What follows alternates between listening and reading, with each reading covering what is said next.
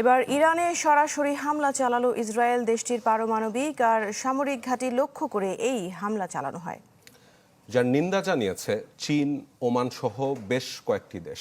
এদিকে পারমাণবিক স্থাপনাকে লক্ষ্যবস্তু করা হলে পারমাণবিক অস্ত্র ব্যবহারের ইঙ্গিত দিয়েছেন ইরানের সিনিয়র কমান্ডার হাকতালাব। 1, 2, 3 ঢাকায় জমি জিতে নিন 100% ক্যাশব্যাক সহ 20 কোটি টাকার পুরস্কার। শুক্রবার সুবহে সাদিকের মুহূর্ত, তখনও ঘুমে ইরানবাসী। ইস্পাহানের আকাশে বিকট শব্দে বিস্ফোরণ। ঘণ্টাখানেকের মধ্যে সারা বিশ্বজুড়ে খবর রটে ইরানে হামলা চালিয়েছে ইসরায়েল। মার্কিন সামরিক কর্মকর্তার বরাত দিয়ে হামলার ফুটেজও প্রকাশ করে যুক্তরাষ্ট্রের গণমাধ্যমগুলো, যা স্বীকার করে ইরানের রাষ্ট্রীয় গণমাধ্যমও।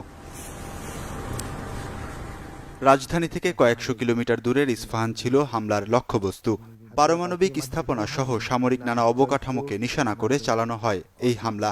তবে ইরানের দাবি, হামলায় ব্যবহার করা 3টি ড্রোন ভূখণ্ডে আঘাতের আগেই ধ্বংস করে দিয়েছে সামরিক বাহিনী।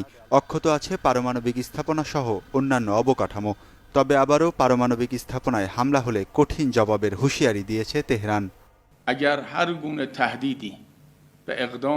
আমাদের পারমাণবিক স্থাপনায় আঘাত হানতে চেয়েছিল ইসরায়েল, তবে ব্যর্থ হয়েছে।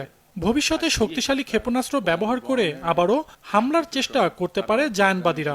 সেক্ষেত্রে পারমাণবিক অস্ত্র ব্যবহারের পথে হাঁটতে হতে পারে আমাদের। তেহরানে ইসরায়েলি হামলার পর প্রতিক্রিয়া জানিয়েছে বিশ্বনেতারা। হামলার বিরোধিতা করে নিন্দা জানিয়েছে চীন ও ওমান। সংযম থাকার আহ্বান জানিয়েছে ফ্রান্স, ইউরোপীয় ইউনিয়ন।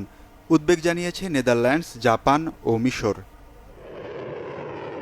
সিরিয়ায় ইরানের দূতাবাসে হামলা চালিয়ে কুদস ফোর্সের শীর্ষ কমান্ডার সহ 13 জনকে হত্যার ঘটনায় গেল 13 এপ্রিল মধ্যরাতে ইসরায়েলে নজিরবিহীন ক্ষেপণাস্ত্র ও ড্রোন হামলা চালায় তেহরান, যার প্রেক্ষিতেই এই পাল্টা হামলার ঘোষণা দিয়েছিল নেতানিয়াহু প্রশাসন।